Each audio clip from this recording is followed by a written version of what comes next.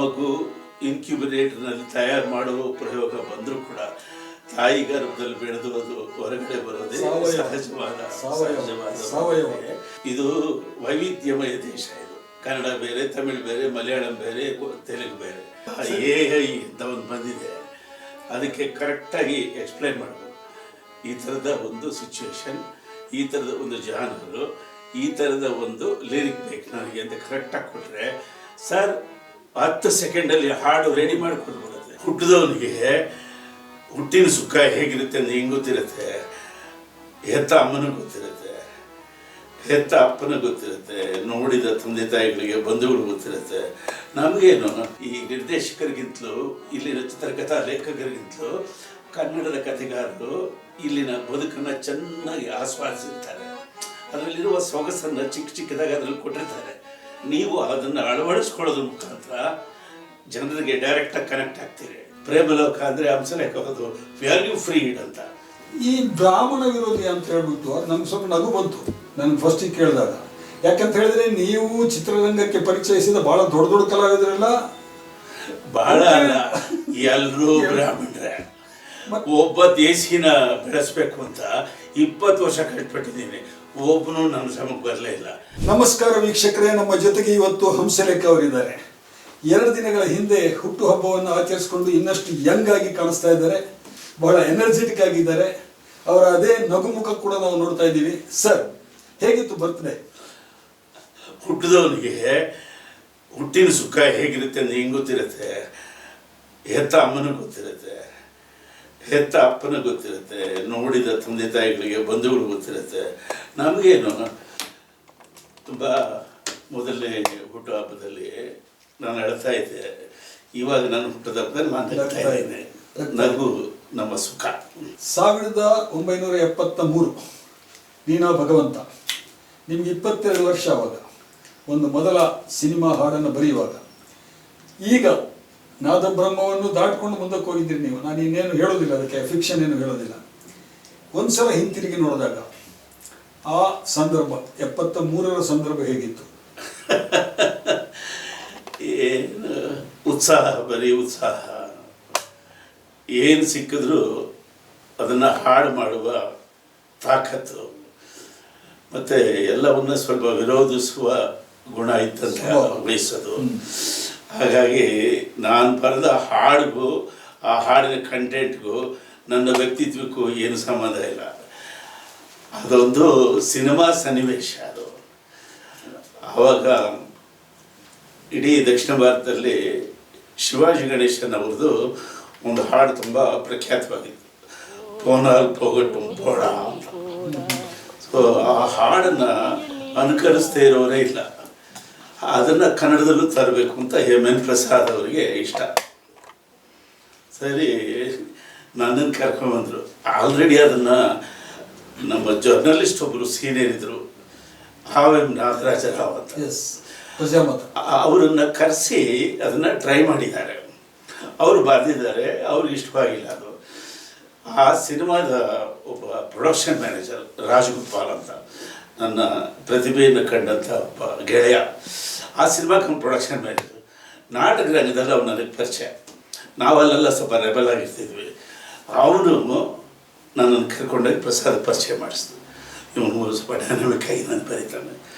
ಸರಿ, ಸಿಚುವೇಶನ್ ಹೇಳಿದ್ರು, ಹಾರ್ಮೋನ್ ಕೊಡಿ ಸರ್ ಅಂದೆ. ಕೊಟ್ಟರು ಪಾಪ ಉಪೇಂದ್ರ ಕುಮಾರ್. ನುಡಿಸಿ ಒಂದು ಹಾಡನ್ನು ಹೇಳಿದೆ, ಆ ಸಂದರ್ಭಕ್ಕೆ ತಕ್ಕಂಗೆ ಹೇಳಿದೆ. ಅದೇನು ನನ್ನ ಸಿದ್ಧಾಂತವಾಗಿಲ್ಲ, ಆದರೆ AS ಮೂರ್ತಿಗಳು ಅದೇ ನನ್ನ ಸಿದ್ಧಾಂತ ಅಂತ ಎಲ್ಲ ಕಡೆ ಹೇಳಿದ್ದಾರೆ. ಆಗ ನೀನಾ ಭಗವಂತ ಅಂದರು, ಈಗ ನೀನೇ ಭಗವಂತ ಅಂತಾರೆ ಅಂತ ಅವರೆಲ್ಲ ಬರೀತಾರೆ. ಅದೊಂದು ಕ್ರಿಯೇಟಿವ್ ಟೈಮ್ ಇತ್ತು. ನಾನು ಪ್ರೂವ್ ಮಾಡಬೇಕಾದಂಥ ಒಂದು ಸಮಯ ಬಂತು, ಅವಕಾಶ ಸಿಕ್ತು, ಪ್ರೂವ್ ಮಾಡಿದೆ. ಅಲ್ಲಿಂದ ತಕ್ಷಣಕ್ಕೆ ಮತ್ತೆ ಅವಕಾಶಗಳು ಬಂದು ಅಥವಾ ನಡುವೆ ಏನಾದರೂ? ಬರಲಿಲ್ಲ, ನಾನು ಬಯಸಲೂ ಇಲ್ಲ, ಬರಲೂ ಇಲ್ಲ, ನಾನು ಬಯಸಲೂ ಇಲ್ಲ. ಅಲ್ಲ, ಆಗಲೇ ನೀವು ರಂಗಭೂಮಿನಲ್ಲಿ ಬಹಳ ದೊಡ್ಡ ಹೆಸರು ಮಾಡಿದ್ರಿ. ಕರ್ನಾಟಕದ ಬೇರೆ ಬೇರೆ ಕಡೆಗಳೆಲ್ಲ ನಿಮ್ಮ ನಾಟಕ ಆವಾಗಿನ್ನೂ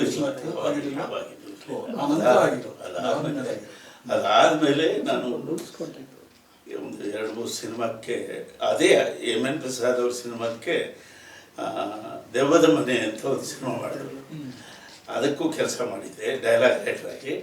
ಅದಾದಮೇಲೆ ಬೆಂಗಳೂರು ಭೂತ ಅಂತ ದ್ವಾರಕೀಶ್ವರ ಸಿನಿಮಾ ಮಾಡಿದ್ರು. ಅದಕ್ಕೆ ಡೈಲಾಗ್ ರೈಟರ್ ಆಗಿ ಹೋಗಿದೆ, ಕ್ಲಾಶ್ ರೈಟರ್ ಆಗಿ. ಅದಾಗಿ ನನಗೆ ಸಿನಿಮಾ ರಂಗದಲ್ಲಿ ಹೇಗೆ ನಡ್ಕೊಳ್ಬೇಕು ಅನ್ನೋದು ಗೊತ್ತಿರಲಿಲ್ಲ. ಸೊ ಹಾಗಾಗಿ ಬಿಟ್ಟು ಬಂದ್ಬಿಟ್ಟೆ. ಅದಾಗಿ ನಾವು ನಾಟಕ ರಂಗ ತಂಡ ಕಟ್ಟಿ ಕರ್ನಾಟಕದಲ್ಲೆಲ್ಲ ಸುತ್ತಿ ಬೆಳೆದಾದ್ಮೇಲೆ ನಾವು ಚಿತ್ರರಂಗ ನಿಮ್ಮ ರೈತ ಜೀವಿ ನಾಟಕ ನೋಡಿದ್ದ ಎಲ್ಲ ಆಮೇಲೆ ಓಕೆ. ಈಗ ಪ್ರಸಕ್ತ ನೀವು ನಡೆದು ಬಂದಿರುವಂಥ ದಾರಿಯನ್ನೆಲ್ಲ ಬಹಳ ಸಲ ನಾವು ಮೆಲುಕು ಹಾಕಿದ್ದೀವಿ, ತುಂಬ ಸಲ ನಾವು ಜರ್ನಲಿಸ್ಟ್ಗಳೆಲ್ಲ ಈ ಪ್ರಶ್ನೆಗಳನ್ನೆಲ್ಲ ಕೇಳಿದ್ದೀವಿ. ಅದನ್ನು ನಾನು ಸ್ಕಿಪ್ ಮಾಡ್ತೀನಿ, ನೇರವಾಗಿ ಈಗಿನ ಸಂದರ್ಭಕ್ಕೆ ಬರ್ತೀನಿ. ಈಗ ನಿಮ್ಮ ಒಂದು ವ್ಯಕ್ತಿತ್ವ ಇದೆಯಲ್ಲ, ಅದು ಒಂಥರ ಮಲ್ಟಿಪಲ್, ಬಹುಮುಖಿ ವ್ಯಕ್ತಿತ್ವ ಅನ್ನೋ ಥರದ್ದು. ನೀವು ಬರೇ ಸಂಗೀತ ನಿರ್ದೇಶಕರಾಗಿ ಉಳಿದಿಲ್ಲ, ನೀವೊಂದು ಐಕಾನ್ ಆಗಿದ್ದೀರಿ ನೀವು ನಮ್ಮ ಸೊಸೈಟಿನಲ್ಲಿ ಇವತ್ತು, ಬೇರೆ ಬೇರೆ ಕಾರಣಗಳಿಗೆ, ಬೇರೆ ಬೇರೆ ವಿಷಯಗಳಿಗೆ, ಬೇರೆ ಬೇರೆ ಜನರಿಗೆ.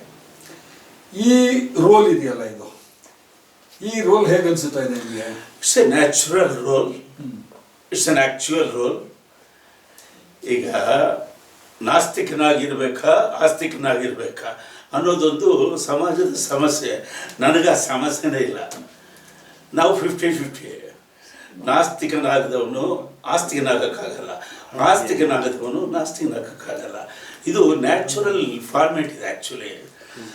ಈಗ ಯಾವುದೇ ಧರ್ಮದಲ್ಲಿ ಸಂಗೀತವನ್ನು ಹೊರತುಪಡಿಸಿ ಧರ್ಮವನ್ನು ನಾವು ಮಾತಾಡೋಕ್ಕಾಗತ್ತಾ? ಮ್ಯೂಸಿಕ್ ಬಿಟ್ಟು ಯಾವ ಧರ್ಮವೂ ಇಲ್ಲ.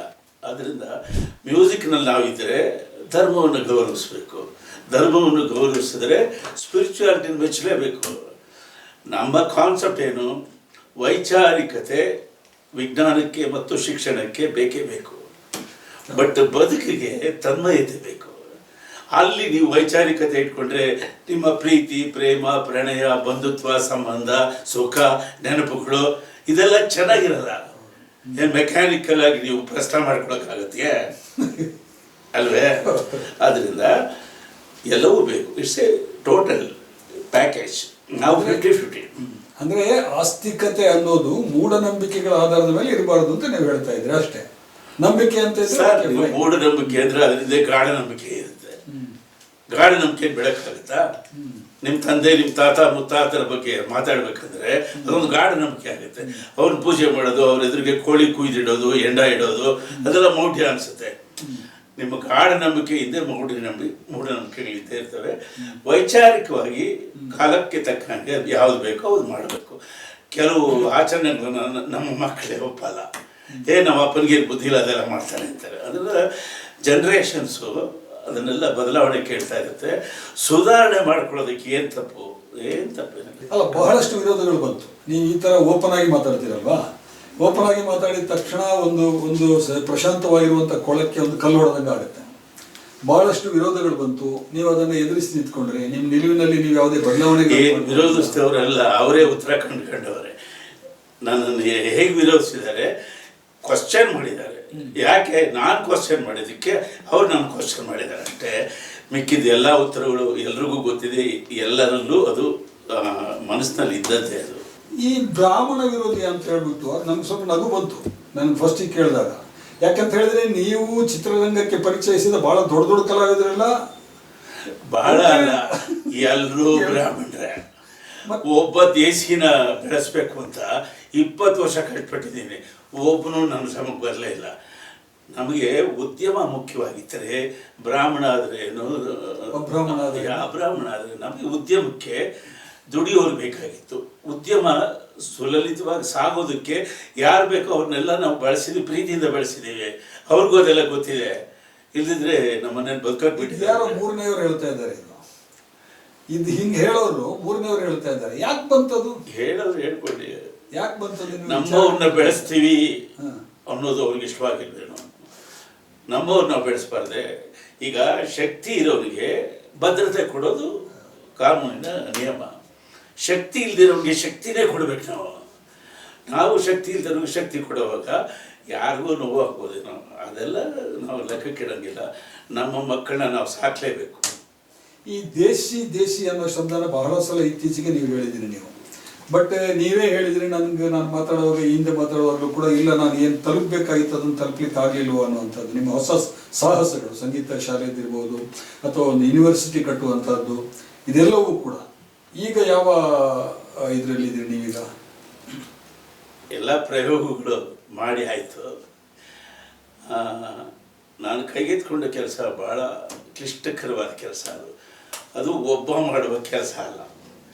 ಯಾವುದೋ ಸರ್ಕಾರಗಳು ಅಥವಾ ಯಾವುದೋ ವಿಶ್ವವಿದ್ಯಾಲಯಗಳು ಅಥವಾ ದೊಡ್ಡ ದೊಡ್ಡ ಮಠಗಳು ಅದನ್ನು ಕೈಗೆತ್ಕೊಂಡು ಮಾಡಬೇಕು.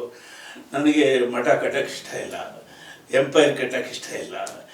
ಸರಿ, ನಾನು ಅಂದುಕೊಂಡಿದ್ದನ್ನು ಮಾಡೋದಕ್ಕೆ ಒಂದು ಪ್ರಯೋಗಶಾಲೆ, ನನ್ನ ಮನೆಯೇ ಒಂದು ಪ್ರಯೋಗಶಾಲೆ ಮಾಡಿಕೊಂಡೆ. ಪ್ರಯೋಗಗಳು ಮಾಡಿದ್ವಿ. ನಮಗೆ ಅದರಿಂದ ಏನೇನು ಎಡತೊಡರುಗಳಿದ್ದಾವೆ ಅವೆಲ್ಲ ಗೊತ್ತಾಯಿತು. ನಾವು ಅಂದ್ಕೊಂಡಿದ್ದಾಗದೇ ಇದ್ರು 3000 ದೇಸಿ ಕಲಾವಿದರನ್ನು ತಯಾರು ಮಾಡಬೇಕು ಅನ್ನೋದು ನನಗೆ ಗುರಿಯಾಗಿತ್ತು.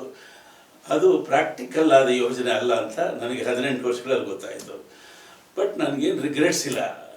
ಆ ಪ್ರಯತ್ನದಲ್ಲೇ ನಾನು 5ನೇ ಸಂಗೀತ ಶಾಸ್ತ್ರ ಅಂತ ಒಂದು ಶಾಸ್ತ್ರವನ್ನು ರೂಪಿಸಿದ್ದೀನಿ. ದೇಸಿ ನೊಟೇಷನ್ ಅಂತ ಸಂಗೀತ ರೂಪಿಸಿದ್ದೀನಿ. ಮತ್ತು ಗ್ಲೋಬಲ್ ಲೆವೆಲ್ಗೆ ಹೋಗುವಂಥ ಒಂದು ಸಂಗೀತದ ಒಂದು ಪ್ರಾಕಾರವನ್ನು ನಾನು ಪ್ರಪಂಚಕ್ಕೆ ಕೊಡ್ತಾ ಇದ್ದೀನಿ. ಅದರಿಂದ ಇದು ಲಾಭ ಆಗಿದೆ ನನಗೆ. ಇದರ ವಿಧಾನವೇ ನಿಧಾನ ಅಂತ ನನಗೆ ಗೊತ್ತಾಗಿದೆ. ಅಂದರೆ ಇನ್ನೂ ತಲೆಮಾರುಗಳು ಹೋಗಬೇಕು ಅಂತ ಹೇಳ್ತಾರೆ. ಮತ್ತೆ ಈಗ ಒಂದು ಕರ್ನಾಟಕ ಸಂಗೀತ ನಮ್ಮದಾಗಬೇಕಂದ್ರೆ ಅದಕ್ಕೊಂದು 1,500 ವರ್ಷಗಳ ಕಾಲ ಪ್ರಯೋಗ ಪರೀಕ್ಷೆಗಳು ನಡೆದಿವೆ. ಒಂದು ಹಿಂದೂಸ್ತಾನಿ ಸಂಗೀತ ನಮ್ಮದಾಗಬೇಕಂದ್ರೆ ಸುಮಾರು 700 ವರ್ಷಗಳ ಕಾಲ ಅದರ ಪ್ರಯೋಗ ಪರೀಕ್ಷೆಗಳು ನಡೆದಿದೆ. ಹೀಗೆ ಸಿನಿಮಾ ರಂಗದಲ್ಲಿ ಈ ಎಲ್ಲ ಸಂಗೀತ ಕ್ಷೇತ್ರಗಳು ಸೇರಬೇಕಂದ್ರೆ ಅದಕ್ಕೆ 150 ವರ್ಷ ಇಡಿಸಿದೆ. ನಾವು ನಮ್ಮ ಕಾಲದಲ್ಲಿ ಅದರ ಸೆಕೆಂಡ್ ಹಾಫ್ನಲ್ಲಿ ಒಂದು 5ನೇ ಸಂಗೀತ ಶಾಸ್ತ್ರವನ್ನು ರೂಪಿಸಿ ಅದು ಪ್ರಾಯೋಗಿಕವಾಗಿ ಯಶಸ್ವಿಯಾಗಿ ಜನಗಳ ಕಡೆ ಹೋಗ್ತಾ ಇದ್ದರೆ ನಿಜವಾಗ ನಾವು ಪುಣ್ಯ ಮಾಡಿದ್ವಿ. ಯಾಕೆಂದರೆ ಇವತ್ತು ಟೆಕ್ನಾಲಜಿ ಆಗಿದೆ. ಆಗಿನ ಕಾಲದಲ್ಲಿ ಪ್ರಯೋಗಕ್ಕೆ ಕಾಯಬೇಕಾದಂಥ ಕಾಲ ಇವಾಗಿಲ್ಲ. ಇವಾಗ ಅಂದ್ಕೊಂಡಾಗೆ ಕಂಪೋಸ್ ಮಾಡ್ತೀವಿ, ರೆಕಾರ್ಡ್ ಮಾಡ್ತೀವಿ, ಡಿಜಿಟಲೈಸ್ ಮಾಡ್ತೀವಿ, ಪ್ರಚಾರ ಮಾಡ್ತೀವಿ. ಬೇಕಾದವ್ರು ಇಟ್ಕೋತಾರೆ, ಬೇಡದು ಇಲ್ಲ ಅಂತಾರೆ. ಇಮಿಡಿಯೇಟ್ ಫೀಡ್ಬ್ಯಾಕ್ಸ್ ಬಂದ್ಬಿಡ್ತವೆ. ಅದರಿಂದ ಪ್ರಯೋಗ ಶೀಘ್ರವಾಗಿದೆ. ನಾನು ಇನ್ನೊಂದು 5 ವರ್ಷದೊಳಗೆ ನಾನು ಅಂದ್ಕೊಂಡಾಗೆ 3000 ಸುಶಿಕ್ಷಿತ ಕಲಾವಿದರು ತಯಾರು ಮಾಡೋ ಗುರಿಯನ್ನು ಸಾಧಿಸಿಯೇ ತೀರ್ತೀನಿ. ಈಗ ಕನ್ನಡ ಚಿತ್ರ ಸಂಗೀತ ಲೋಕದಲ್ಲಿ ನಿಮ್ಮ ಎಂಟ್ರಿ ಆದ ಸಂದರ್ಭದಲ್ಲಿ ಅದೊಂದು ಅಚ್ಚರಿ, ನಮಗೆ ಅದೊಂದು ಬೆರಗು, ಆಮೇಲೆ ಒಂದು ಶಾಕ್. ಹೀಗೂ ಹಾಗೆ ಬರಿಬೋದಾ, ಹೀಗೆಲ್ಲ ಬರಿಬೋದು, ಏನ್ರಿ ಇವರು ಇಷ್ಟು ಕೆಟ್ಟದಾಗ ಬರೆದಿದ್ದೀರಾ ಅಂತ ಕೆಲವರು. ಇನ್ನು ಹುಡುಗರಂತೂ ಅದು ಫುಲ್ ಮಾರು ಹೋಗ್ಬಿಟ್ರೆ ಅದಕ್ಕೆ. ಈ ಥರದ ಅಚ್ಚರಿಗಳು ಹಿಂದೆ ಕೂಡ ಆಗಾಗ ಘಟಿಸಿತ್ತ? ಆಗಿತ್ತು. ಯಾವ ಸಂದರ್ಭದಲ್ಲಿ? ಈಗ ನಾನು ನನ್ನ ವಿಶೇಷ ಏನು ಅಂದರೆ ದೃಶ್ಯಗಳನ್ನು ಹಾಡುಗಳಾಗಿಸಿದ್ದು. ಹೌದು, ಅದು ನಮಗೆ ನಾಟಕ ಕೊಟ್ಟ ವರ. ನಮಗೆ ನಾಟಕದಲ್ಲಿ ಎಲ್ಲ ಹಾಡುಗಳನ್ನು ದೃಶ್ಯಗಳನ್ನು ಆ ಥರ ರೂಪಿಸೋದು ನಮ್ಗೆ ಅಭ್ಯಾಸ ಆಗಿತ್ತು. ಈ ಪ್ರಯೋಗಗಳು ಕನ್ನಡದಲ್ಲಿ ಆಗಿರಲಿಲ್ವೇ? ಆಗಿತ್ತು, ಬೇಕಾದಷ್ಟು ಕಡೆ ಆಗಿತ್ತು. ಕಾಳಿದಾಸ ಚಿತ್ರದಿಂದಲೇ ಈ ಪ್ರಯೋಗಗಳು ಸ್ಟಾರ್ಟ್ ಆಗಿದೆ. ಪುಟ್ಟಣ್ಣವರು ಬೇಕಾದಷ್ಟು ಪ್ರಯೋಗಗಳು ಮಾಡಿದ್ದಾರೆ. ತಾರಾಸು ಅವರ ಕಾದಂಬರಿಗಳ ಮಧ್ಯಭಾಗ ಸ್ವಲ್ಪ ಹೆಣ್ಣನ್ನು ಶೋಷಣೆಗೊಳಪಡಿಸೋದು ಒಂದು ಭಾಗ ಇದೆ. ಅದನ್ನು ಅವರು ಬಿಡೋಕ್ಕೆ ಸಾಧ್ಯ ಇರಲಿಲ್ಲ, ಆದರೂ ಹಾಡಲೇಬೇಕಿತ್ತು. ಅವರು ಕತೆ ಹೇಳುವೆ ನನ್ನ ಕತೆ ಹೇಳುವೆ ಅಂತ ಹಾಡು ಮಾಡಿ ಇಡೀ ಆ ಭಾಗವನ್ನು ಸಂಭಾಷಣೆಯ ರೂಪದ ಒಂದು ಹಾಡು ಮಾಡಿಬಿಟ್ರು. ಅದು ಎಷ್ಟು ದೊಡ್ಡ ಪ್ರಯೋಗ ಅದು. ಸೊ ಆವಾಗ ಅದು ತುಂಬ ಹೊಸದಾಗಿತ್ತು, ಅದು ಹಾಡಾಗಿತ್ತು. ಬಟ್ ನನ್ನ ಕಾಲಕ್ಕೆ ಅದೊಂದು ಪ್ರಯೋಗ. ನಾನು ಸ್ವಲ್ಪ ಎಂಟರ್ಟೈನ್ಮೆಂಟನ್ನೆಲ್ಲ ದೃಶ್ಯದಲ್ಲಿ ತಂದೆ. ಜೋಕುಮಾರ್ ಸ್ವಾಮಿ ಅನ್ನೋ ನಾಟಕ ಕಂಬಾರ್ ನಮಗೆ ನಾಟಕ ರಂಗದಲ್ಲಿ ತಂದಾಗ ದೃಶ್ಯಗಳನ್ನೆಲ್ಲ ಹಾಡಿನಲ್ಲಿ ಮಾಡ್ಬೋದು ಎಂಬುದು ನಮಗೆ ಭಾಳ ಸುಲಭವಾಗಿ ಗೊತ್ತಾಯಿತು. ನನಗೆ ಅದರ ಪ್ರಯೋಗ ಎಲ್ಲ ಗೊತ್ತಿತ್ತು. ರವಿಚಂದ್ರನ್ ಅವರಿಗೆ ನಾನು ಎಕ್ಸ್ಪ್ಲೇನ್ ಮಾಡಿದೆ, ನೋಡಿ ಸೌಂಡ್ ಆಫ್ ಮ್ಯೂಸಿಕ್ ಅಂತ ಒಂದು ಸಿನಿಮಾ ಇದೆ, ಗ್ರೀಸ್ 2 ಅಂತ ಒಂದು ಸಿನಿಮಾ ಇದೆ, ವೆಸ್ಟ್ ಸೈಡ್ ಸ್ಟೋರೀಸ್ ಅಂತ ಒಂದು ಸಿನಿಮಾ ಇದೆ, ಇನ್ನೂ ಭಾಳ ಈ ಥರದ್ದು ಸಂಗೀತ ಪ್ರಧಾನವಾದ ಸಿನಿಮಾಗಳಿದೆ, ಅವ್ರಿಗೆ ತೋರಿಸ್ತೇನೆ ನಾನು. ಈ ಥರ ಸಾಧ್ಯ ಇದೆ, ನೀವು ಲವ್ ಸ್ಟೋರಿ ಮಾಡೋದಾದರೆ ದೃಶ್ಯಗಳನ್ನು ಹಾಡುಗಳಲ್ಲೇ ಹೇಳಿ ಅಂದೆ, ಮಾಡಿ ತೋರಿಸಿ ಅಂದರು. ನಾನೊಂದು ಉದಾಹರಣೆ ಮಾಡಿ ತೋರಿಸ್ದೆ, ಬಂದು ಸರ್ ಅದನ್ನು ಮಾಡಿ ತೋರಿಸ್ದೆ.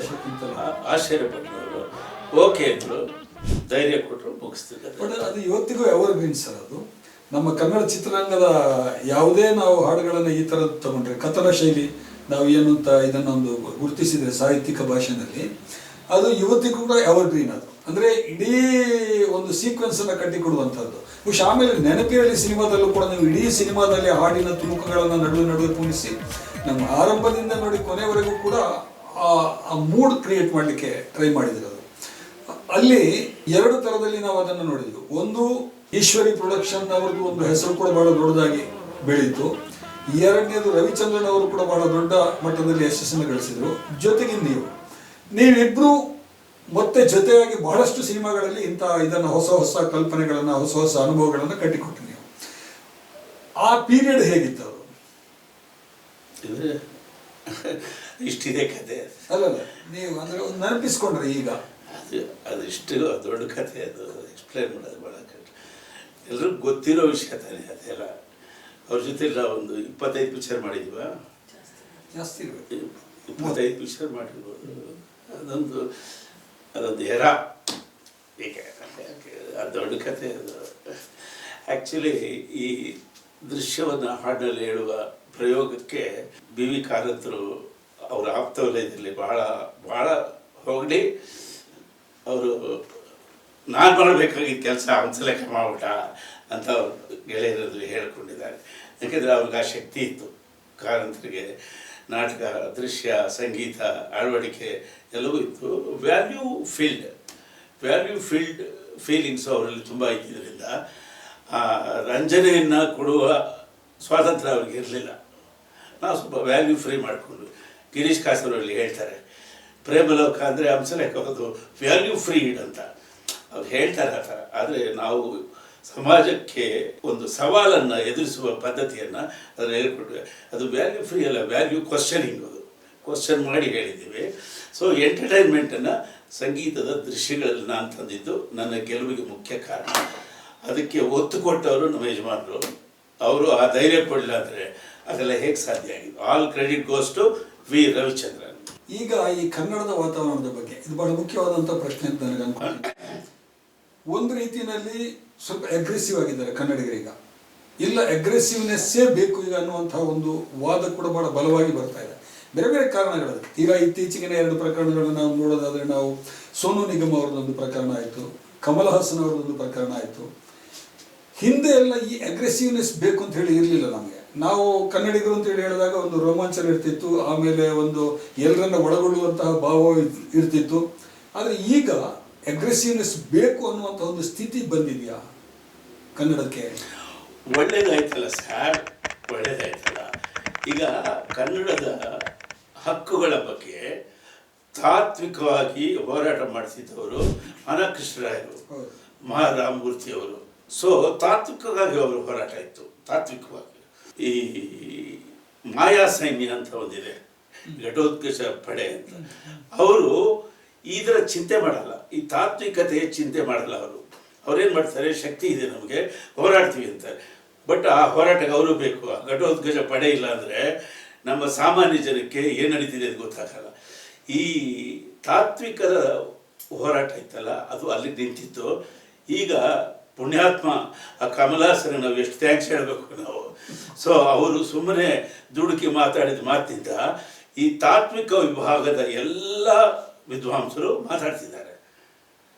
ಕನ್ನಡ ಎಲ್ಲಿಂದ ಬಂತು, ಕನ್ನಡಕ್ಕೆ ಹುಟ್ಟಿಯಲ್ಲಿ, ಅದರ ಲಿಪಿಯಲ್ಲಿ, ಅದರ ಭಾಷೆಯಲ್ಲಿ, ಅದರ ಪ್ರತ್ಯಯಗಳ ಸೇರ್ಪಡೆ ಎಲ್ಲಾಯಿತು, ಅದೆಲ್ಲವನ್ನ ಈಗ ಚರ್ಚೆ ಮಾಡ್ತಾವೆ. ಇದೊಂದು ಚರ್ಚೆ ಈಗ ಉದ್ಭವ ಆಗೋದಕ್ಕೆ ಅವ್ರು ಸುಮ್ಮನೆ ಒಂದು ನೆಪ ಅಷ್ಟೇ. ಸೋನು ಸುಮ್ಮನೆ ಒಂದು ನೆಪ, ಕಮಲ್ ಒಂದು ನೆಪ. ಕಮಲ್ ಹಾಸನ್ ಅವರು ತಮಿಳು ಮತ್ತು ಕನ್ನಡದ ಬಗ್ಗೆ ಮಾತಾಡ್ತಾರೆ. ಆ ರೀತಿಯ ಮಾತುಗಳು ಅವರನ್ನು ಹೆಂಗೆ ದಿಕ್ಕು ತಪ್ಪಿಸುತ್ತೆ ಅಂದರೆ, ಅವ್ರ ಮಾತೃಭಾಷೆ ಕೇರಳ, ಆ ಮಾತೃಭಾಷೆಗೆ ದ್ರೋಹ ಮಾಡ್ದಂಗಲ್ವಾ. ಅವ್ರ TRP ಭಾಷೆ ತೆಲುಗು, ಆ ತೆಲುಗುಗೆ ದ್ರೋಹ ಮಾಡ್ದಂಗಲ್ವಾ. ಹಾಗಾಗಿ ಮಾತಾಡುವಾಗ ಜೋಪಾನವಾಗಿ ಆಡಬೇಕು. ಅವ್ರು ಆಡಿದ್ದೇನೋ ಆಯಿತು. ನಮ್ಮ ಕರ್ನಾಟಕದಲ್ಲಿ ಇವಾಗ ನಮ್ಮ ಕೋರಿ ಶೆಟ್ಟರ್, ಬಳ್ಳಾರಿಯ ಕೋರಿ ಶೆಟ್ಟರ್ ಅವರು ಶಾ ಶೆಟ್ಟರ್ ಅವರ ಸಂಬಂಧಿಯವರು. ಶಾ ಶೆಟ್ಟರ್ ಅವರು ಇದರ ಎಲ್ಲ ಸಂಶೋಧನೆಯನ್ನು ಮಾಡಿ ಮುಗಿಸಿದ್ದಾರೆ. ಅಲ್ಲಿ ಬ್ರೂಸ್ ಫ್ರೂಟ್ ಅಂತ ಒಂದು ದೊಡ್ಡ ಮ್ಯೂಸಿಯಂ ಮಾಡಿದ್ದಾರೆ. ಕೋರಿ ಶೆಟ್ಟರ್ ಅವರು ದಕ್ಷಿಣ ಭಾರತದಲ್ಲಿ ಕಬ್ಬಿಣ ಯುಗ ಎಲ್ಲಿಂದ ಶುರುವಾಯಿತು, ದ್ರಾವಿಡ ಭಾಷಾ ಸಮುದಾಯ ಎಲ್ಲಿರಬಹುದು ಅಂತ ಅವ್ರು ಕೇಳಿ ನಿಖರವಾಗಿ ಹೇಳ್ತಾರೆ. DNA ಸಮೇತ ಹೇಳ್ತಾರೆ ಅವರು. ಸೊ ಇಂಥ ಜಾಗೃತಿ ಎಲ್ಲ ಇವಾಗ ಬಂದಿರೋದು ಒಳ್ಳೆಯದೆ. ಇದು ಕಾಲ ಪ್ರವಾಹದಲ್ಲಿ ಆಗೋದೆ ಅಲ್ಲ. ನನ್ನ ಪ್ರಶ್ನೆ ಇದ್ದಿದ್ದು ಅದು ಸರಿ, ನೀವು ಹೇಳಿದ್ದು ಅದು ನಮಗೆ ನಾವು ಕನ್ನಡದ ಭಾಷಾ ಇತಿಹಾಸವನ್ನು ಬಹಳಷ್ಟು ಚೆನ್ನಾಗಿ ನೋಡಿದ್ವಿ. ಯಾವುದೇ ಇನ್ನೂ ಅರ್ಥ ಸಿಗಲಿಲ್ಲ. ಇಲ್ಲ ಅಲ್ಲಲ್ಲ, ನಾನು ಕೇಳಬೇಕಾಗಿದ್ದು ಈಗ ಆಯ್ತಪ್ಪ, ನಾವು ಆಯ್ತು ಕಮಲ್ ಹಾಸನ್ ಅವರಿಗೆ ನೀವು ಹೇಳಿದ್ದು ಸರಿ ಇಲ್ಲ, ನೀವು ಕ್ಷಮೆ ಕೇಳಬೇಕು ಅಂತೇಳಿ ಹೇಳಿದ್ವಿ. ಅವರು ಇಲ್ಲ, ನನ್ನ ಪ್ರಕಾರ ನಾನು ಓದಿದ ಪ್ರಕಾರ ಅದು ಸರಿ ಇದೆ, ಆದ್ರಿಂದ ನಾನು ಕ್ಷಮೆ ಕೇಳಲ್ಲ ಅಂತ ಹೇಳಿದ್ರು. ಈಗ ಒಂದು ಸಿನಿಮಾ ಬಿಡುಗಡೆ ಆಗುತ್ತೆ ಅವ್ರದ್ದು. ಆ ಸಿನಿಮಾ ಬಿಡುಗಡೆ ಆದಾಗ ಅದನ್ನ ಇಲ್ಲಿ ಇಲ್ಲ, ನಾವು ಅದನ್ನ ಬಹಿಷ್ಕರಿಸ್ತೀವಿ, ಅದನ್ನ ಥಿಯೇಟರ್ನಲ್ಲಿ ಬಿಡುಗಡೆ ಆಗ್ಲಿಕ್ಕೆ ಬಿಡಲ್ಲ, ಈ ಅಗ್ರೆಸಿವ್ನೆಸ್ ಬೇಕಿತ್ತ ಅಂತ ಕೇಳಿದ್ನ. ಸರ್, ಕಾನೂನು ಏನು ಹೇಳುತ್ತೆ ಅಂತ ಆವಾಗ ಗೊತ್ತಾಗಬೇಕಾಗತ್ತೆ. ನಾವು ಬಹಿಷ್ಕಾರ ಆಗಿದ ಕೂಡಲೇ ಅದು ಎಷ್ಟು ಸಾಧ್ಯತೆ ಇದೆ ಅಂತ ನಮಗೆ ಗೊತ್ತಾಗಬೇಕಲ್ವಾ. ಇವಾಗ ಕಾವೇರಿ ಹೋರಾಟ ಮಾಡ್ತೀವಿ, ಹೋರಾಟ ಮಾಡಿದ ಕೂಡಲೇ ನಮ್ಮ ಕೂಗೆಲ್ಲ ಏನು ಗೆದ್ದು ಬಿಡಲ್ಲ. ಯಾಕೆಂದರೆ ಜಲಸಂಪತ್ತು ಅಂದ ಕೂಡಲೇ ಸಂಸತ್ತು ಬರುತ್ತೆ. ಆ ಸಂಸತ್ತು ಜಲಸಂಪತ್ತುಗಳ ಮಧ್ಯೆ ಏನೇನು ವಿಧಿವಿಧಾನಗಳಿದೆ ಅದನ್ನು ನಮ್ಗೆ ಆವಾಗ ಗೊತ್ತಾಗಬೇಕಾಗತ್ತೆ. ಕಮಲ್ ಹಾಸನ್ ಅವರ ನೆಪದಲ್ಲಿ ನಮ್ಮ ಅಧಿಕಾರ ಎಷ್ಟು, ಕಾನೂನು ವ್ಯಾಪ್ತಿ ಎಷ್ಟು, ರಾಜ್ಯ ಸರ್ಕಾರಗಳ ಜವಾಬ್ದಾರಿ ಎಷ್ಟು, ಅದೆಲ್ಲ ಗೊತ್ತಾಯ್ತಲ್ಲ. ಬಿಡಿ, ಕನ್ನಡ ಇವಾಗ ಚರ್ಚೆ ಅಲ್ಲಿ ಇಲ್ಲಿ ಡಸ್ಟ್ಬಿನಲ್ಲಿ ಇರೋ ಬದಲು ಚರ್ಚೆ ಇವಾಗ ಮಾಧ್ಯಮಗಳಲ್ಲಿ ಇದೆಯಲ್ಲ. ಹೊಸ ಸಮುದಾಯಕ್ಕೆ ಗೊತ್ತಾಗಲಿ, ಎಲ್ಲರೂ ಕನ್ನಡ ಭಾಷೆ ಇಲ್ಲಿನ ಮಾತೃಭಾಷೆ ಅಂತ ಮಾತಾಡ್ತಾರೆ. ನನಗೆ ಆ ಥರದ ಕಾನ್ಸೆಪ್ಟೇ ಇಲ್ಲ. ಕನ್ನಡ ನಮಗೆ ರಾಜ್ಯ ಭಾಷೆ, ಅದು ತಾಯಿ ಭಾಷೆ. ಅಂದರೆ ಇಲ್ಲಿ 25 ತಾಯಿ ಭಾಷೆಗಳಿವೆ. ಅವುಗಳೆಲ್ಲರನ್ನು ನಾವು ಬೇರೆ ಥರ ಯೋಚನೆ ಮಾಡಬೇಕು. ನಮಗೆ ರಾಜ್ಯ ಭಾಷೆ ಇದು. ಭಾಷಾವಾರು ವಿಭಾಗದಲ್ಲಿ ಕರ್ನಾಟಕ ಅನ್ನುವುದು ನಮಗೆ ಕನ್ನಡ ಭಾಷೆಯಿಂದ ಸಿಕ್ಕಿದೆ. ಈ ಭಾಷೆಯನ್ನು ಹಕ್ಕಾಗಿ ನಾವು ಕಾಪಾಡ್ಕೊಳ್ಬೇಕಾಗಿದೆ. ಆದರೆ ತಮಿಳ್ ಜೊತೆಗೆ ನಾವು ಜಗಳ ಮಾಡೋದ್ರಿಂದ ನಮಗೆ ನೋಡಿ, ಒಂದು ನ್ಯಾಷನಲ್ ಪರ್ಸ್ಪೆಕ್ಷನ್ನಲ್ಲಿ ನಾವು ಅದನ್ನು ಬೇರೆ ಥರ ನೋಡ್ತೀವಿ. ಈಗ ಮೊನ್ನೆ ಅಮಿತ್ ಶಾ ಅವರು ಹೇಳಿದರು, ಏನಂತ ಹೇಳಿದರೆ, ಇಂಗ್ಲಿಷ್ ಭಾಷೆಗೆ ಸಂಬಂಧಿಸಿ ಅವರು ಹೇಳಿದರು, ಇಂಗ್ಲಿಷ್ ಮಾತಾಡೋದಕ್ಕೆ ನಾನು ಪಶ್ಚಾತ್ತಾಪ ಪಡಬೇಕು ಅನ್ನೋ ಥರದ ಒಂದು ಪರಿಸ್ಥಿತಿ ಬರುತ್ತೆ, ನಾಚಿಕೆ ಪಡಬೇಕು ಅನ್ನೋ ಒಂದು ಪರಿಸ್ಥಿತಿ ಬರುತ್ತೆ ಅಂತೇಳಿ ಹೇಳಿದರು. ನಾವು ದಕ್ಷಿಣ ಭಾರತದ ಎಲ್ಲ ರಾಜ್ಯಗಳು ಸೇರ್ಕೊಂಡ್ಬಿಟ್ಟು ಈ ಹಿಂದಿ ಭಾಷೆ ಹೇರಿಕೆಯ ಬಗ್ಗೆ ಬಹಳ ವರ್ಷಗಳಿಂದ ಇದು ಪರೋಕ್ಷವಾಗಿ ನಡೀತಾ ಇತ್ತು, ಈಗ ಪ್ರತ್ಯಕ್ಷವಾಗಿ ನಡೀತಾ ಇದೆ. ನಮ್ಮ ಬ್ಯಾಂಕ್ಗಳಲ್ಲಾಗಲಿ, ನಮ್ಮ ಯಾವುದೇ ಕೇಂದ್ರ ಸರ್ಕಾರಿ ಸಂಸ್ಥೆಗಳಲ್ಲಾಗಲಿ ಅಥವಾ ಖಾಸಗಿ ರಂಗದಲ್ಲಾಗಲಿ ಇವತ್ತು ಹಿಂದಿ ಅನ್ನೋದು ಬಹಳ ದೊಡ್ಡ ಮಟ್ಟದಲ್ಲಿ ಹೇರಿಕೆ ಆಗಿದೆ. ಆಮೇಲೆ ಬೆಂಗಳೂರಂತೂ ಹಿಂದಿಮಯ ಆಗ್ತಾ ಇದೆ. ಸೊ ಈ ಹಿನ್ನೆಲೆಯಲ್ಲಿ ಒಂದು ಇಡೀ ದಕ್ಷಿಣ ಭಾರತದ ಎಲ್ಲ ಭಾಷೆಗಳು ಕೂಡ ಒಗ್ಗಟ್ಟಾಗಿ ಇದ್ರ ವಿರುದ್ಧ ಇದ್ದಂಥ ಒಂದು ಸಂದರ್ಭ ಇತ್ತು. ಈ ಥರದ ನಮ್ಮ ಒಳಗಿನ ಜಗಳಗಳಿಂದ ನಾನು ತಾಯಿ ನೀನು ಮಗಳು ಅಥವಾ ಈ ಥರದ್ದೆಲ್ಲ ಒಂದು ಇದರಿಂದಾಗಿ ಅದಕ್ಕೆ ಕೂಡ ತೊಂದರೆ ಆಗುತ್ತೆ ಅಂತ ಹೇಳಿ ಅನಿಸ್ಲಿಲ್ಲ ನಿಮಗೆ? ನಾನು ಹೇಳಿದ್ದೀನಿ, ಸ್ಟಾಲಿನ್ ಅವರು ಈ ವಿಭಾಗದಲ್ಲಿ ಯೋಚನೆ ಮಾಡ್ತಾರೆ. ದಕ್ಷಿಣವನ್ನು ಒಗ್ಗೂಡಿಸ್ಬೇಕು ಅನ್ನೋದು ಅವ್ರ ಕಾನ್ಸೆಪ್ಟು. ನಾನು ಅದೇ ಹೇಳಿದ್ದೀನಿ, ಕಮಲ್ ಹಾಸನ್ ಅವರು ಆ ಪಕ್ಷದ ಮಿತ್ರ ಪಕ್ಷ. ಸ್ಟಾಲಿನ್ ಅವರ ಅಭಿಪ್ರಾಯಗಳಿಗೆ ಇವರು ಬದ್ಧರಾಗಿರಬೇಕು. ಸೊ ಅವರನ್ನು ನೋಡ್ಕೊಂಡು ಇವರು ಮಾತಾಡಬೇಕು. ಇಡೀ ದಕ್ಷಿಣ ಒಗ್ಗೂಡೋದು ಇವತ್ತಿನ ಅಗತ್ಯ.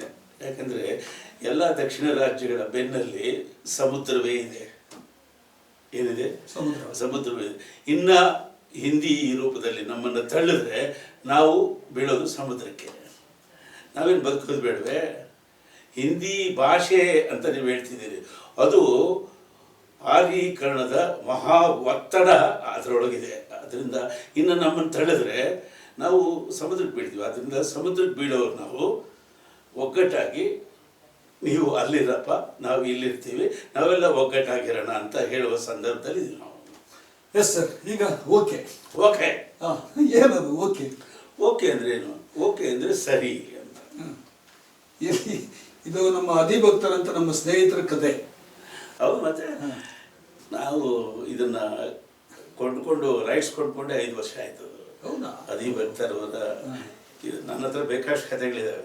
ಆದರೆ ನಾವು ಸಿನಿಮಾ ಮಾಡಿದ್ರೆ ಕತೆಗಾರರ ಕಥೆಗಳನ್ನು ತಗೊಳ್ಬೇಕು ಅನ್ನೋದು ನಿರ್ಧಾರ. ಗೋಧಿ ಬಣ್ಣ ಸಾಧಾರಣ ಮೈಕಟ್ಟು ಅನ್ನೋದೊಂದು ಟೈಟ್ಲು. ನಾನು ಆ ಟೈಟ್ಲ್ ನೋಡಿದ ಕೂಡಲೇ ಎಷ್ಟು ಆಶ್ಚರ್ಯ ಇದೆ, ಎಷ್ಟು ಚೆನ್ನಾಗಿದೆ ಟೈಟ್ಲು. ಬಟ್ ಆ ಟೈಟ್ಲು ಅಧಿಭಕ್ತರವರು, ಅವ್ರನ್ನ ಕೇಳಿ ತಗೊಳ್ಳೋದು, ಅವ್ರಿಗೆ ದುಡ್ಡು ಕೊಟ್ಟು ತಗೊಳ್ಳೋದು ಒಂದು ಗೌರವ. ನೀವು ಅದನ್ನ ತಗೊಂಡು ಬಳಸ್ಕೊಂಬಿಟ್ಟು ನೀವು ದುಡ್ಡು ಮಾಡ್ಕೊಂಬಿಟ್ರೆ ಏನು ಗೌರವ ಅದು?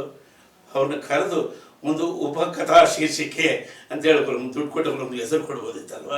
ಸೊ ನನ್ನ ಉದ್ದೇಶ ಏನಂದರೆ, ಯಾವುದೇ ಸಿನಿಮಾಗಳು ಲೋಕಲ್ ಕಥೆಗಾರರ ಕಥೆಗಳಾಗಿರಬೇಕು. ನಿಮಗೆ ಅವ್ರ ಪೂರ್ತಿ ಕಥೆ ಇಷ್ಟ ಆಗಿಲ್ವಾ, ಓದಿದ್ದನ್ನು ಕದಿಬೇಡ್ರಿ. ಅವನ್ನ ಕರೆದು ಈ ಭಾಗ ತಗೊಂಡಿದ್ದೀವಿ, ಈ ಭಾಗಕ್ಕೆ ಇಷ್ಟು ದುಡ್ಡು ತಗೊಳ್ಳಿ, ಈ ಭಾಗಕ್ಕೆ ಇಷ್ಟು ಕ್ರೆಡಿಟ್ ತಗೊಳ್ಳಿ ಅಂತ ಕೊಡಬೇಕು. ಏನಾಗುತ್ತೆ, ಈ ನಿರ್ದೇಶಕರಿಗಿಂತಲೂ ಇಲ್ಲಿನ ಚಿತ್ರಕಥಾ ಲೇಖಕರಿಗಿಂತಲೂ ಕನ್ನಡದ ಕಥೆಗಾರರು ಇಲ್ಲಿನ ಬದುಕನ್ನು ಚೆನ್ನಾಗಿ ಆಸ್ವಾದಿಸಿರ್ತಾರೆ. ಅದರಲ್ಲಿರುವ ಸೊಗಸನ್ನು ಚಿಕ್ಕ ಚಿಕ್ಕದಾಗಿ ಅದರಲ್ಲಿ ಕೊಟ್ಟಿರ್ತಾರೆ. ನೀವು ಅದನ್ನು ಅಳವಡಿಸ್ಕೊಳ್ಳೋದ್ರ ಮುಖಾಂತರ ಜನರಿಗೆ ಡೈರೆಕ್ಟಾಗಿ ಕನೆಕ್ಟ್ ಆಗ್ತೀರಿ. ಒಳ್ಳೊಳ್ಳೆಯ ಕಥೆಗಳು ಸಿನಿಮಾಗಳು ಆಗಾದಾಗ ಜನ ಹೆಚ್ಚಿಗೆ ಚಿತ್ರಮಂದಿರಕ್ಕೆ ಬರ್ತಾರೆ. ನನ್ನ ಉದ್ದೇಶ ಇದೆ, ನಾವು ಯಾವುದೇ ಸಿನಿಮಾ ಮಾಡಿದ್ರು ನಮ್ಮ ಹತ್ರ ಕಥೆ ಇದ್ದರೂ ಅದಕ್ಕೆ ಬೇಕಾದ ಬೇರೆ ವಸ್ತುವಲೆಗಳು ಬೇಕಾಗ್ತಾವಲ್ಲ, ಅದಕ್ಕೆ ಅಲ್ಲಿ ಇಲ್ಲಿ ಓದಿರ್ತೀವಿ. ಆ ಕಥೆಗಾರನ ಕರೆಸಿ ಒಪ್ಪಿಸಿ ಆ ಭಾಗಗಳನ್ನ ಬಳಸ್ಕೊಂಡು ಅವ್ರಿಗೆ ದುಡ್ಡು ಕೊಟ್ಟು ಅವ್ರಿಗೆ ಕ್ರೆಡಿಟ್ ಕೊಡೋದೇ ನಮ್ಮ ಪದ್ಧತಿ. ಅಲ್ಲ, ಈ ಕಥಾ ಪರಂಪರೆಯಿಂದ ಸಾಹಿತ್ಯದಿಂದ ತೆಗೆದುಕೊಳ್ಳೋದು ಬಹಳ ಹಿಂದೆ ಕೂಡ ಇತ್ತು. ನಮ್ಮ ಸಾಕಷ್ಟು ನಿರ್ದೇಶಕರ ಪ್ರಯೋಗಗಳು ಅವಾಗಲೇ ಸೊಗಸಾಗಿತ್ತು. ಹೌದು. ಅದು ನಡುವೆ ಯಾಕೆ ಬ್ರೇಕ್ ಆಯ್ತು? ಯಾಕೆಂದರೆ ಎಲ್ಲರೂ ಪ್ರಯೋಗ ಮಾಡ್ತಾ ಇದ್ದಾರೆ. ಸಿನಿಮಾ ಅಂದರೆ ರಂಜನೆ ಅಲ್ವಾ, ಸಮಾಧಾನ ಮತ್ತು ಕನೆಕ್ಟ್ ಆಗಬೇಕು, ಸೆಂಟಿಮೆಂಟ್ಸು. ಎಲ್ಲರೂ ಪ್ರಯೋಗಗಳು ಮಾಡ್ತಾ ಇದ್ದಾರೆ. ಜನ ಯಾಕೆ ಬರ್ತಾರೆ ಥಿಯೇಟ್ರಿಗೆ? ಪ್ರಯೋಗಗಳು ಓ ಟಿ ಟಿಯಲ್ಲಿ ಅಲ್ಲಿ ಇಲ್ಲಿ ಹೋಗ್ತವೆ. ಆ್ಯಕ್ಟ್ ಬಗ್ಗೆ, ಕಾನೂನು ಬಗ್ಗೆ, ಸಣ್ಣ ಸಣ್ಣ ವಿಷಯಗಳ ಬಗ್ಗೆ ದೊಡ್ಡ ದೊಡ್ಡ ಪ್ರಯೋಗಗಳು ಮಾಡ್ತಾವೆ. ಪ್ರಯೋಗ ಶಾಲೆ ಇರೋದು ಅಭಿವೃದ್ಧಿಗೆ, ಅಡುಗೆ ಮನೆ ಇರೋದು ಅಡುಗೆ ಮಾಡೋಕ್ಕೆ. ನಾವು ಅಡುಗೆ ಮನೆಯಲ್ಲಿ ಒಳ್ಳೊಳ್ಳೆ ಅಡುಗೆ ಮಾಡಿ ಜನಕ್ಕೆ ಕೊಡಬೇಕು ಅಲ್ವೇ? ಸೊ ನಮ್ಮ ರವಿಚಂದ್ರನ್ ಸರ್ ಹೇಳ್ತಾರೆ, ಏನು ರಾಜು, ಹಳ್ಳಿ ಮೇಷ್ಟ್ರ ಥರ ಯಾರೂ ಸಿನಿಮಾ ಮಾಡ್ತಾಯಿಲ್ಲ ಈಗ, ರಾಮಾಚಾರಿ ಥರ ಸಿನಿಮಾ ಯಾರು ಮಾಡ್ತಾಯಿಲ್ಲ, ಮತ್ತು ರಾಜಾಹುಲಿ ಥರ ಯಾರು ಸಿನಿಮಾ ಮಾಡ್ತಾಯಿಲ್ಲ, ಹಿಂಗೆಲ್ಲ ಹೇಳ್ತಾಯಿದ್ರು. ಅವರೇ ಅದನ್ನು ಮಾಡ್ತಾಯಿಲ್ಲ. ಅವ್ರ ಮಕ್ಕಳನ್ನ ಇಟ್ಕೊಂಡು ಆ ಥರ ಸಿನಿಮಾ ಮಾಡೋಕ್ಕಾಗಲ್ವೇ? ಅವರೆಲ್ಲ ಪ್ಯಾನ್ ಇಂಡಿಯಾ ಅದು ಇದು ಅಂತ ಎಲ್ಲೆಲ್ಲೋ ಹೋಗ್ತಾ ಇದ್ದಾರೆ. ಇವತ್ತು ಅಷ್ಟೇ ಅವ್ರ ಮಕ್ಕಳನ್ನ ಇಟ್ಕೊಂಡು ಆ ಥರ ಚಿಕ್ಕ ಚಿಕ್ಕ ಸಿನಿಮಾಗಳು ಮಾಡಿದ್ರೆ ಜನ ಥಿಯೇಟ್ರ್ ತುಂಬಿ ತುಳುಕ್ತಾರೆ ಸರ್. ಅದಕ್ಕೆ ಅಡುಗೆ ಮನೆ ನಮಗೆ ಭಾಳ ಮುಖ್ಯ, ಪ್ರಯೋಗಶಾಲೆ ಆಮೇಲೆ ಇರೋದಲ್ಲ. ಅಲ್ಲ, ಈ ಪಾನ್ ಇಂಡಿಯಾ ಅಂತ ಹೇಳ್ಬಿಟ್ಟು ಹೇಳ್ತಾ ಇದ್ದಾರಲ್ಲ, ಇದು ಪಾನ್ ಅಂತ, ನಾನು ಫ್ಯಾನ್ ಅಲ್ಲ, ಪಾನ್ ಅಂತ ಹೇಳ್ತೇನೆ ನಾನು. ಇದು ಯಾಕಂದರೆ ಈ ಕನ್ನಡದಲ್ಲಿ ಇತ್ತೀಚೆಗೆ ಇದು ಜಾಸ್ತಿ ಆಗಿದೆ. ಇದು ಅಬ್ಬರ ಜಾಸ್ತಿ ಇರುತ್ತೆ, ಒಳಗಡೆ ಸತ್ವ ಏನೂ ಇರಲ್ಲ. ಅದೇ ಏನಾಗುತ್ತೆ ಈಗ, ದುಡ್ಡಿನ ಭರಾಟೆ.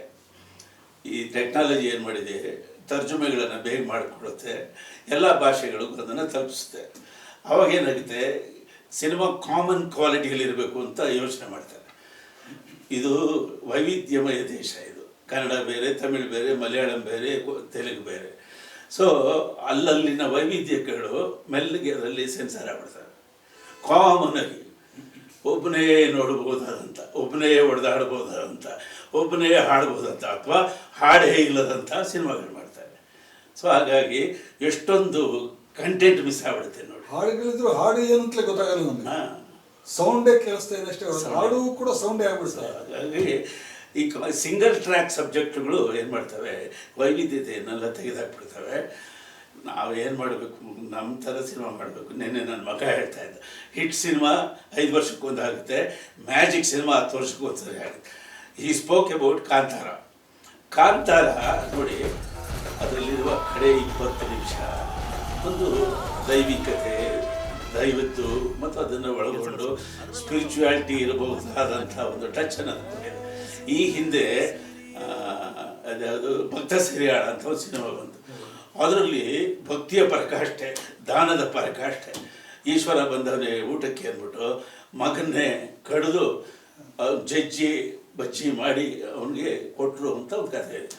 ಅದು ಮೌಢ್ಯದ ಪರಮಾವಧಿ ಅಲ್ವೇ? ಸೊ ಆಗ ಆ ಸಿನಿಮಾ ಎಷ್ಟು ದೊಡ್ಡ ಕ್ರಾಂತಿ ಮಾಡ್ತು ಅಂದರೆ, ಅದು ಹೋದ ಕಡೆ ಎಲ್ಲ ಸಿಲ್ವರ್ ಜುಬ್ಲಿ ಅಲ್ವೇ? ಅದೊಂದು ಮ್ಯಾಜಿಕ್ಕು. ಸ್ಪಿರಿಚುಯಾಲಿಟಿನ ಸಿನಿಮಾದಲ್ಲಿ ಅಂತಂದ್ರೂ ಕೂಡ ಚೆನ್ನಾಗಿ ನೋಡ್ತಾರೆ. ಈ ಕಾಂತಾರಲ್ಲಿ ಕೂಡ ಅದೇ, ಕಡೆ 20 ನಿಮಿಷ ಆ ಸ್ಪಿರಿಚುವಲ್ ಟಚ್ ಕೊಟ್ರಲ್ಲ, ಎಲ್ಲರೂ ಹೆಚ್ಚು ಬೆರಗಾಗ್ಬಿಟ್ಟಿದ್ದಾರೆ. ಬಡಗಣದ ಎಲ್ಲ ಸ್ಟಾರ್ಗಳು ಇವಾಗ ದೈವಗಳ ವೇಷ ಹಾಕೊಂಡು ಕುಣಿತಾ ಇದ್ದಾರೆ. ಹಂಗೆ ಇನ್ಸ್ಪೈರ್ ಮಾಡಿದ್ದಾರೆ. ಅಲ್ಲ, ಅದು ಜಾನಪದ. ನೀವು ಹಿಂದೆ ಒಂದ್ಸಲ ನೀವು ನಿರ್ದೇಶಕರಾಗೋದಿದೆಯಲ್ಲ, ನಿಮ್ಮದು ಈಗಿನ ಕನಸಲ್ಲ ಇದು. ಹಿಂದೆ ಕೂಡ ನೀವು ಇದ್ರ ಬಗ್ಗೆ ಯೋಚನೆ ಮಾಡಿದ್ರಿ, ಮಾತಾಡಿದ್ರಿ. ಜಾನಪದ ಕಥೆಗಳು, ಭಾಳ ಸಶಕ್ತವಾದಂಥ ಕಥೆಗಳು ನಮ್ಮಲ್ಲಿ ಬೇಕಾದಷ್ಟಿದೆ ಅನ್ನೋಂಥ ಮಾತನ್ನು ಹೇಳಿದ್ರಿ. ಅವಾಗ ಆ ಪ್ರಯೋಗ ಎಲ್ಲ ಅಷ್ಟು ಈಗಲೂ ಇದೆ. ಮಿಸ್ಟರ್ ಫೋಕ್ಲೋರ್ ಅಂತ ಒಬ್ಬ ದೊಡ್ಡ ತಜ್ಞ, ಅವನು 10,000 ಮೋಟಿಫ್ಗಳನ್ನು ಆಲ್ಫಾಬೆಟಿಕ್ ಆರ್ಡರಲ್ಲಿ ಡಾಕ್ಯುಮೆಂಟ್ ಮಾಡಿದ್ದಾನೆ. ಪ್ರಪಂಚದ ಜನಪದ ಕಥೆಗಳ ಕಥಾಶಯಗಳು, 10,000 ಕಥಾಶಯಗಳು. ಅವನು ಅದನ್ನು ದಾಖಲು ಮಾಡಿಟ್ಟಾನೆ. ಇವತ್ತು ಯಾವುದೋ ಒಂದು ಕಥಾಶಯ ತಗೊಂಡು ನೀವು ಕಥೆ ಹೇಳಿದ್ರೆ ಜನಕ್ಕೆ ಕನೆಕ್ಟ್ ಆಗಿದೆ, ಜೀನ್ಸಲ್ಲಿ ಇರುತ್ತವೆಲ್ಲ. ಸೊ ನಮ್ಮ ಜನ ಕದೀತಾರೆ, ಕದಿಯೋ ಬದಲು ಅದನ್ನು ಅಧಿಕೃತವಾಗಿ ಬಳಸಿದ್ರೆ ಒಳ್ಳೆಯದು. ಇದು ಈಗ ಓಕೆ ಎಷ್ಟು ತಿಂಗಳ ಅಥವಾ ಎಷ್ಟು ದಿನಗಳ ಇದು ಯಾವ ಥರ ಶೆಡ್ಯೂಲ್ ಎಲ್ಲ ಮಾಡ್ಕೊಂಡಿದ್ದಾರೆ? 90 days project. 90 days project. 90 days project. Music ನಿಮ್ಮದೇ ಇರುತ್ತೆ, ಹಾಡುಗಳು ಕೂಡ ನೀವೇ ಬರೀತಾ ಇರ್ತೀರಿ. ನಾವು ಒಂದು ದೊಡ್ಡ ಚಿತ್ರವನ್ನು ಪ್ಲಾನ್ ಮಾಡಿದ್ವಿ. ಆ ಚಿತ್ರದ ಹೆಸರು ಗಿಟಾರ್ ಅಂತ. ಗಿಟಾರು ಅಂದ್ಕೊಂಡಾಗೆ ತುಂಬ ದೊಡ್ಡ ಬಡ್ಜೆಟ್ ಪಿಕ್ಚರ್ ಅದು, ಕೋಟಿಗಳು ನೂರು ಮೇಲೆ ದಾಟ್ತವೆಲ್ಲ. ಆ ಚಿತ್ರದ ತಯಾರಿಯಲ್ಲಿದ್ದೀವಿ. ಆ ಚಿತ್ರ ತಯಾರಿಸೋದಕ್ಕೆ ಒಂದು ದೊಡ್ಡ ಟೀಮ್ ಬೇಕು ನಮಗೆ. ಒಳಗಡೆ ಟೆಕ್ನಿಕಲ್ ಟೀಮು, ಎಕ್ಸಿಕ್ಯೂಟಿವ್ ಟೀಮ್. ಆ ಟೀಮನ್ನು ಸೆಟ್ ಮಾಡ್ತಿದ್ದಾಗ ಈ ಟೀಮಿಗೆ ಒಂದು ಟ್ರೈನಿಂಗ್ ಕೊಡೋದಕ್ಕೆ ಇನ್ನೊಂದು ಪಿಕ್ಚರ್ ಮಾಡಬೇಕಾಗಿ ಬಂತು. ಅದೇ ಓಕೆ. ಸೊ ಈ ಓಕೆ ಮುಖಾಂತರ ನಮ್ಮ ಟೀಮ್ ಸಿದ್ಧವಾಗುತ್ತೆ. 90 ಡೇಸ್ ಪ್ರಾಜೆಕ್ಟ್ ಇದು ಮಾಡಿ ರಿಲೀಸ್ ಮಾಡ್ತೀವಿ. ಅದಾದಮೇಲೆ ಅದ್ರ ಜೊತೆಲೆ ಗಿಟಾರ್ ಮಾಡ್ತಾ ಇದ್ದೀವಿ. ಅದನ್ನು ಕೆಲಸಕ್ಕೆ ಕೈಗೆ ಎತ್ಕೋತೀವಿ. ಅದು ಇನ್ನೂ 1 ವರ್ಷ ಹಿಡಿತದೆ ಅಂತ ಹೇಳಿದ್ರೆ? ಅದು 1 ವರ್ಷ ಹಿಡಿಸುತ್ತೆ. ಅದು ಭಾಳ ದೊಡ್ಡ ಮಹತ್ವಾಕಾಂಕ್ಷೆ ಚಿತ್ರ. ಈಗ ಹಾಡು ಬರೆಯೋದ್ರಲ್ಲಿ ಮತ್ತು ಹಾಡೋದ್ರಲ್ಲಿ ಎರಡರಲ್ಲೂ ಕೂಡ ಕನ್ನಡ ಚಿತ್ರರಂಗದ ಇವತ್ತಿನ ಸಿಚುವೇಶನ್ ಯಾವ ಥರ ಇದೆ? ನೀವು ಬಂದು ಒಂದು ಶಾಕ್ ಟ್ರೀಟ್ಮೆಂಟ್ ಕೊಟ್ಟರೆ ಕನ್ನಡ ಚಿತ್ರರಂಗಕ್ಕೆ, ಅದರಿಂದ ಬೇರೆ ಬೇರೆ ಥರದ ಪ್ರಯೋಗಗಳು ಬೇರೆಯವರು ಕೂಡ ಮಾಡ್ಕೊಂಡು ಹೋದರು. ಆಮೇಲೆ ಅದೊಂದು ಟ್ರೆಂಡ್ ಆಗ್ತಾ ಬೆಳೀತದೆ. ಬಟ್ ಈಗ ಅದೇನಾದರೂ ಒಂದು ಕಡೆ ನಿಂತ ಹಾಗೆ ಅನಿಸ್ತಾ ಇದೆ. ಈಗ ನಿಂತಿದೆ ಅಂತ ಯಾಕೆ ಹೇಳ್ಬೇಕು ನಾವು? ಅದು ನಡೀತಾ ಇದೆ. ಅದಕ್ಕೆ ಇನ್ನೊಂದು ಶಾಕ್ ಟ್ರೀಟ್ಮೆಂಟ್ ಕೊಡಬೇಕು. ಇನ್ನೊಂದು ಶಾಕ್ ಟ್ರೀಟ್ಮೆಂಟ್ ಕೊಡೋಣ. ಏನಂತೆ, ಜನಗಳು ಹಾಡುಗಳನ್ನು ಕೇಳೋವಂಗೆ ಮಾಡಬೇಕು. ಆ ಹಾಡುಗಳನ್ನು ಅವರು ಹಾಡೋವಂಗೆ ಮಾಡಿಕೊಡ್ಬೇಕು. ಆ ಪದ್ಧತಿಗಳೆಲ್ಲ ಸ್ವಲ್ಪ ದಾರಿ ತಪ್ಪೋಗಿದೆ. ಒಂದು ಹಾಡು ಮಾಡಿಬಿಟ್ಟು ಇದನ್ನು ಕೇಳ್ರಿ ಅಂತ ಪ್ರಮೋಟ್ ಮಾಡಬೇಕಾದಂಥ ಸಂದರ್ಭದಲ್ಲಿದೆ. ಅದೇನು ನೆಸೆಸಿಟಿ ಇಲ್ಲ. ಇಂಡಿಯನ್ ಸಿನಿಮಾಸ್ ಅಂದರೆ ಸಾಂಗ್ಸ್, ಹಿಟ್ ಸಾಂಗ್ಸ್ ಇದ್ದರೆ ಹಿಟ್ ಸಿನಿಮಾ. ಒಳ್ಳೆಯ ಹಾಡುವ ಕೇಳಿಕೊಳ್ಳುವ ಹಾಡುಗಳನ್ನು ಮಾಡಿದ್ರೆ ಮತ್ತೆ ನಾವು will get the market. Definitely. ನೀವು ಬಾತ್ರೂಮಲ್ಲಿ ಆಡ್ತೀರಲ್ವಾ? ಬಾತ್ರೂಮಲ್ಲಿ ಆಡ್ತೀರಲ್ವ ನೀವು? ಎಲ್ಲಿದ್ರು ಸರಿ. ಸಾಮಾನ್ಯವಾಗಿ ಯಾವ ಹಾಡು ನೆನಪಿಸ್ಕೊತೀನಿ? ಒಂದು ಕುತೂಹಲ ನನಗೆ. ಅದು ಎಲ್ಲ ಹಾಡಿದೆ. ನನಗೆ ಉಪೇಂದ್ರ ಕುಮಾರ್ ಅವರು ಮಾಡಿರೋ ಹಾಡು, ರಾಜ್ಕುಮಾರ್ ಅವರು ಹಾಡೋದು, ಹಾಡು ಕೋಗಿಲೆ ನಲಿದ ಹಾಡು ಕೋಗಿಲೆ. ಎವರ್ಗ್ರೀನ್ ಸಾಂಗು ನಾನು ಯಾವಾಗಲೂ ಹಾಡ್ಕೊತಾ ಇರ್ತೀನಿ. ಅದರ ಕಂಪೋಸಿಷನು, ಅದರ ರೈಟಿಂಗು, ಅದರ ಸಿಂಗಿಂಗು ಅದ್ಭುತವಾಗಿದೆ. ಬಟ್ ಆ ಮೆಲಡಿನ ದಾಟ್ಕೊಂಡು ನಾವು ಭಾಳ ಮುಂದಕ್ಕೆ ಬಂದಿದ್ದೀವಲ್ಲ, ನಮ್ಮ ಜನ್ರೇಷನ್, ಯಂಗರ್ ಜನ್ರೇಷನು. ಈಗ ನೀವು ಏನಾಗಿದೆ ಅಂದರೆ ವೆಸ್ಟರ್ನ್ ಇನ್ಫ್ಲುಯೆನ್ಸ್ ತುಂಬ ಇದೆ ನಮ್ಮ ಮೇಲೆ ಈಗ. ಅದರಿಂದಾಗಿ ಇನ್ಸ್ಟ್ರೂಮೆಂಟ್ನ ಪ್ರಭಾವ ಜಾಸ್ತಿ ಆಗ್ತಾ ಇದೆ ಹಾಡುಗಳಲ್ಲಿ, ಕನ್ನಡದ ಹಾಡುಗಳಲ್ಲಿ. ಇದು ಎಲ್ಲೋ ಆಗಾಗ ಒಂದೊಂದು ಕಿವಿಗೆ ಬೀಳ್ತದೆ ಇತ್ತೀಚಿನ ದಿನಗಳಲ್ಲಿ. ನೀವೇನು ಹೇಳಿದರೆ ಈ ಜನರನ್ನ ಹಾಡುಗಳೆಲ್ಲ ಅದು ಈಗ ಫೇಲ್ ಆಗುತ್ತೆ ಅಂತ ಹೇಳಿಲ್ಲ, ಅದು ಸೂಪರ್ ಹಿಟ್ ಆಗುತ್ತೆ ಅಂತ ಹಾಡುಗಳು. ಒಂದು ಬಂದರೂ ಕೂಡ ನಡುವೆ ನಮಗೆ ಇಡೀ ಸಿನಿಮಾದಲ್ಲಿ ಒಂದು ಹಾಡು ಬಂದರೂ ಕೂಡ ಅದನ್ನೇ ನೆನಪಿಟ್ಕೊಂಡ್ಬಿಟ್ಟಿರ್ತೀವಿ. ಉಳಿದ ಹಾಡುಗಳೆಲ್ಲ ಮರ್ತೋಗ್ಬಿಡ್ತವೆ. ಅಂತ ಒಂದು ಬಂದಿದೆ, ಅದಕ್ಕೆ ಕರೆಕ್ಟಾಗಿ ಎಕ್ಸ್ಪ್ಲೈನ್ ಮಾಡಬೇಕು. ಈ ಥರದ ಒಂದು ಸಿಚುವೇಶನ್, ಈ ಥರದ ಒಂದು ಜಾನರು, ಈ ಥರದ ಒಂದು ಲಿರಿಕ್ ಬೇಕು ನನಗೆ ಅಂತ ಕರೆಕ್ಟಾಗಿ ಕೊಟ್ಟರೆ ಸರ್ 10 ಸೆಕೆಂಡಲ್ಲಿ ಹಾಡು ರೆಡಿ ಮಾಡಿಕೊಟ್ಬಿಡುತ್ತೆ. ಹೌದು. ಮತ್ತೆ ಪ್ರತಿಭಾವಂತರ ಅಗತ್ಯ ಏನಿದೆ? ಹೇಳೋದೇ ಪ್ರತಿಭೆ, ಕೇಳೋದೇ ಪ್ರತಿಭೆ, ಪಡೆಯೋದೇ ಪ್ರತಿಭೆ. ಈಗ ಬೇಕು ಅಂತ ಹೇಳೋದು ಪ್ರತಿಭೆ. ಮತ್ತೆ ಏನೇನೋ ಕೇಳಿದ್ರೆ ಬೈತದು. ನೋಟ್ಸಲ್ಲೂ ಕೂಡ ಅದಾಗ್ತಾ ಇದೆ ಅಂತ ಮಾಡ್ಬೋದು. ಇವಾಗ ರವಿಚಂದ್ರನ್ ಸರ್ ಅವರು ಏನೋ ಒಂದು ದೊಡ್ಡ ಪ್ರಯೋಗ ಮಾಡ್ತಾ ಇದ್ದಾರೆ. ಕೆಲವು ಹಿಟ್ ಸಾಂಗ್ಸ್ ಇರ್ತವೆ, ಆ ಹಿಟ್ ಸಾಂಗ್ಸನ್ನು ನೊಟೇಷನ್ ತೆಗೆಸ್ತಾರೆ. ನೊಟೇಷನ್ ತೆಗೆದು ಕರೆಕ್ಟಾಗಿ ಅದಕ್ಕೆ ಅಪ್ಲೈ ಮಾಡ್ತಾರೆ. ಈ ನೊಟೇಷನ್ ತಗೊಂಡು ಅದು ಬೇರೆಯದೇ ಆದ ಒಂದು ಎನರ್ಜೆಟಿಕ್ ನೊಟೇಷನ್ನ ಕೊಡುತ್ತದು. ಅದನ್ನೆಲ್ಲ ರವಿ ಸರ್ ನಮಗೆ ತೋರಿಸಿದ್ರು. ಸೊ ಎಲ್ಲ ಪ್ರಯೋಗಗಳಿದ್ದಾವೆ. ಎಲ್ಲ ಪ್ರಯೋಗಗಳಿದ್ರು ಎಂಥ ಮಗು ಇನ್ಕ್ಯುಬೇಟರ್ನಲ್ಲಿ ತಯಾರು ಮಾಡೋ ಪ್ರಯೋಗ ಬಂದರೂ ಕೂಡ ತಾಯಿ ಗರ್ಭದಲ್ಲಿ ಬೆಳೆದು ಅದು ಹೊರಗಡೆ ಬರೋದೇ ಸಹಜವಾದ ಮನುಷ್ಯ ಆಲೋಚನೆ ಮಾಡಿ ಬೌದ್ಧಿಕ ಆವಿಷ್ಕಾರದಿಂದ ಹೃದಯಕ್ಕೆ ತಗೊಂಡು ಅದನ್ನು ತಂದು ಮಾಡೋದು, ಅದರೊಂದು ಸುಖ ಇದೆ. ಎಷ್ಟು ದಿವಸ ಆಗುತ್ತೋ ಅಷ್ಟು ದಿವಸ ನಡೀಲಿ ಅದು. ಆಮೇಲೆ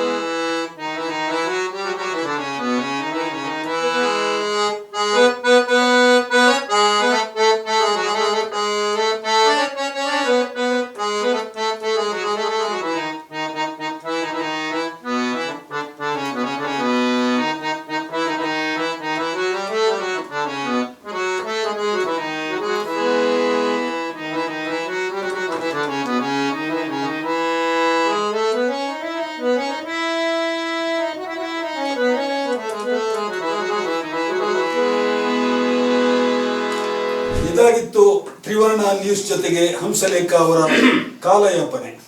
ಇದು ಕಾಲಯಾಪನೆ ಅಂತ ನಾನು ನಿಮಗೆ ಹೇಳ್ತೀನಿ ಸರಿ, ಆದರೆ ಹಂಸಲೇಖ ಅವರ ಜೊತೆಗೆ ಮಾತಾಡ್ತಾ ಹೋದರೆ ರಾತ್ರಿ ಹಗಲು ಬೇಕಾದಷ್ಟು ಮಾತಾಡ್ಬೋದು, ಆದರೆ ಅವರಿಗೆ ಸಮಯ ಇಲ್ಲ, ಕಾಲಿಗೆ ಚಕ್ರ ಕಟ್ಕೊಂಡು ಓಡಾಡ್ತಾ ಇದ್ದಾರೆ.